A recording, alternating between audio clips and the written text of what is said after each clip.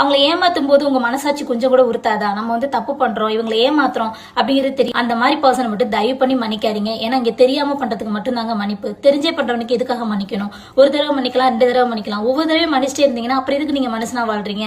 நல்லா ஒண்ணு தெரிஞ்சுக்கோங்க. அன்புங்கிற இங்க பேர்ல நிறைய பேர் வந்துட்டு அடுத்தவங்களை ஏமாத்துறோம், அவங்களுக்கு என்ன தெரியவா போகுதுன்னு சொல்லிட்டு நீங்க தெரியாம பண்ற ஒவ்வொரு விஷயம், நான் அடிக்கடி சொல்ற விஷயம், கர்மாக்கள்ல இருந்து தப்பவே முடியாது. இந்த மண்ணை விட்டு போற வரைக்கும் உன்னை சுத்தி சுத்தி அடிக்கும், சந்ததியே அடிக்கும். இதை நல்லா மனசுல வச்சுக்கோ. இந்த சாமி கிட்ட போய் மன்னிப்பு கேட்டா எல்லாம் சரியாயிடும் அப்படின்னு சொல்லிட்டு நீ என்ன தலைகில நின்று தண்ணி குடிச்சு நீ சாமி கிட்ட போயிட்டு விரதம் எடுத்து மாலை போட்டு படிப்படியா ஏறினாலும் உன்னை சாமி மன்னிக்கவே மன்னிக்காது. அவ்வளவு ஒரு பாவமான விஷயம். நீங்க அவங்களை வந்துட்டு கஷ்டப்படுத்துறதா நினைச்சு உங்களை ஒவ்வொரு இடத்துல நீங்க ஏமாத்திட்டே இருப்பீங்க.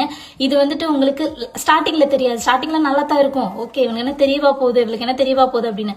ஆனா போக போக நீ ஒன்னையே அறியாம நிறைய விஷயங்களை கஷ்டப்படுவ. ஆனா நீ எதுக்காக கஷ்டப்படணும் உனக்கு தெரியாது. அந்த நம்பிக்கை துரோகத்தை மட்டும் தயவு பண்ணி பண்ணாதீங்க. ஏன்னா அவங்களோட வாழ்க்கையே அதுதான். அந்த